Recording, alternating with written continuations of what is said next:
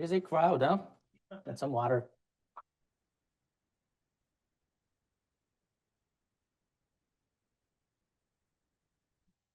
Yes. Good morning. As many of you know, North Carolina's agriculture depends on hundreds of thousands of farm workers who plant, tend, and harvest the food on our tables every season.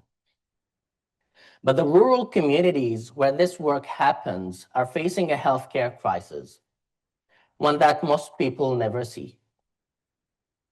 In this presentation, I will share what my field work revealed about healthcare access in rural Western North Carolina. Draw on lessons from humanitarian settings, and present actions we can take together to help close this gap. My name is Mohammed Fakhry. I'm a physician and a public health professional from Yemen. Let me take you there, to Yemen.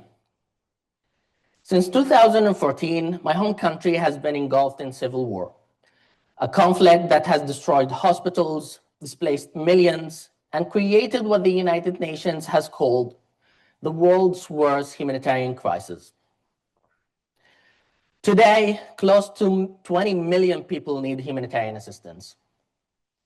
That is more than half the country's population. And before coming to the United States, I managed health programs in war-affected Yemen. And I once stood in an emergency department and watched a young woman in her 20s arrive with no signs of life. Her family had done what any family would do. They tried to get her to a hospital, but the nearest one was hours away, and the system had collapsed around her long before she got sick. She did not die from a disease. She died from distance.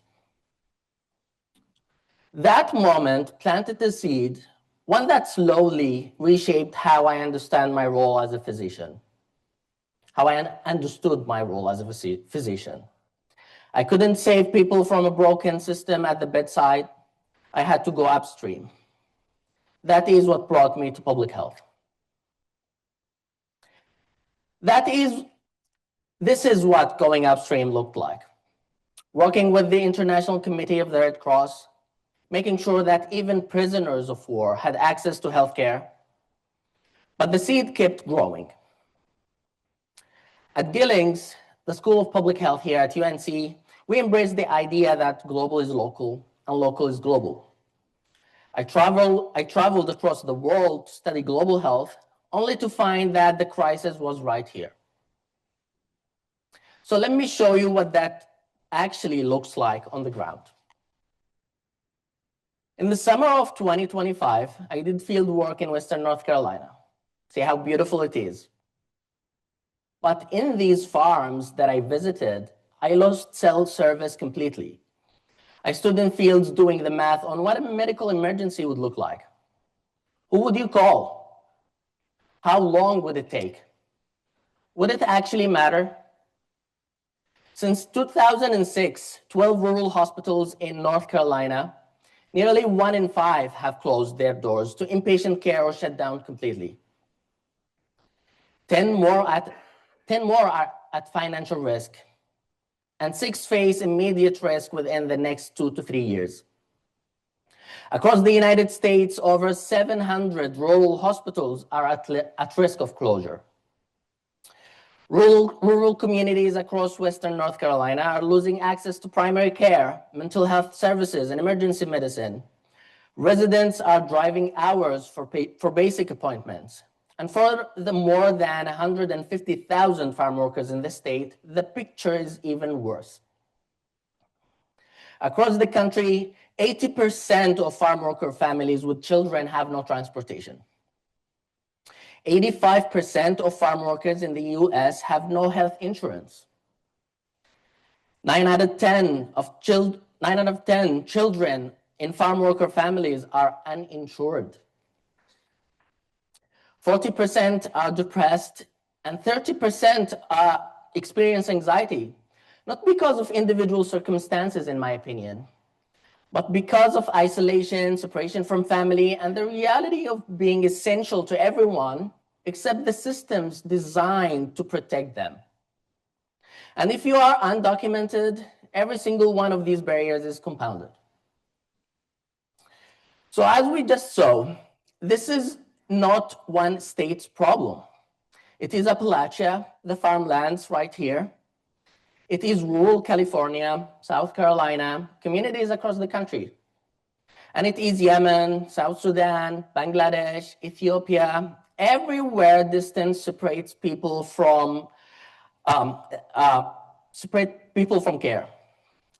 From the farms of North Carolina to the conflict zones of Yemen, distance kills when we look away. The people who keep our grocery stores stocked and our fridges full are often unable to access or afford the care they need. The cost of our food is not only measured in dollars. It is measured in the physical and emotional toll already paid by those laboring behind the scenes. Now, why call this a peace issue? Because I have seen what happens when health becomes the last bridge standing. From Yemen to Western North Carolina, the pattern is the same. In my work with the International Committee of the Red Cross, the ICRC, in Yemen, I learned that health is often the only neutral entry point in a conflict. When we visited detention facilities, we were not just delivering care. We were building trust between groups that had none. Health built bridges that nothing else could. Here in North Carolina, there is no war, but there is what the literature calls structural violence. When social structures, not weapons, systematically prevent people from meeting their basic needs. Decisions, policies, absences that have made entire communities harder to reach, harder to see, and harder to serve.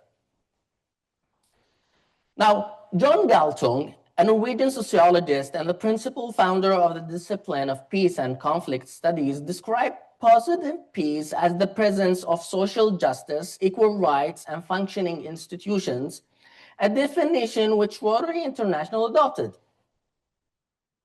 By that definition, what I witnessed in rural North Carolina is not peace. Unfortunately, it is a quiet emergency,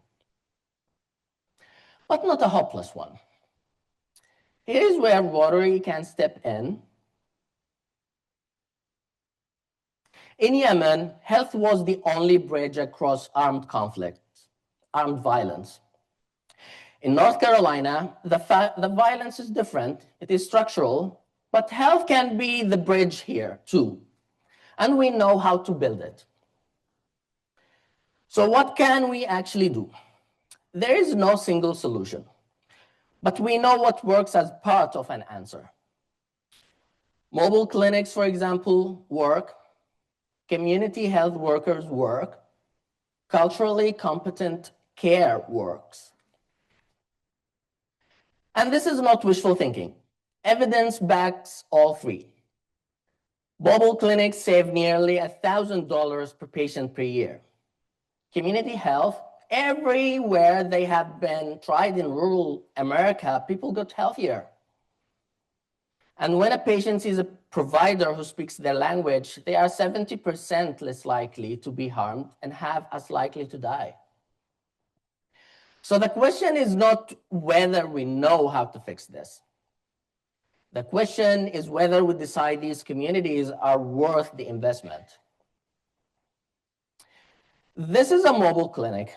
It is operated by Vecinos, a farm worker health program in Western North Carolina. It shows up where no one else does. It speaks the language, it earns the trust, it meets people where they are, because the system will not come to them. I have been on this clinic. I have watched it do what the entire system would not. And when I walked around the back, there it was, the Rotary wheel. The Rotary Club of Cashiers Valley.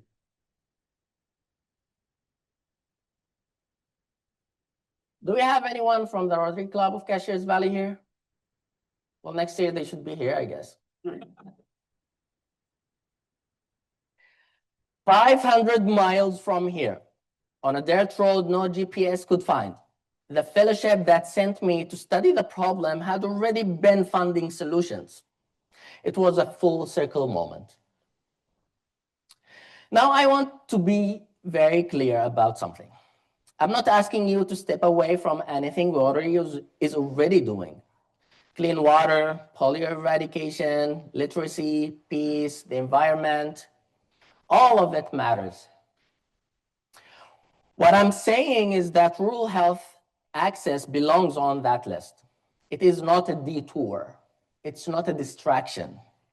It is the same principle that no one should suffer because of where they were born. This is about adding one more lens to the work you are already doing. We are already doing. So here is what that looks like in practice. Simply get informed. Talk to your legislators about rural health funding. Volunteer with community-led initiatives that are already reaching these communities. Partner with organizations like Vecinos that are doing this work on the ground. And fund what is working and help scale it. And I should have added to the list, hire me.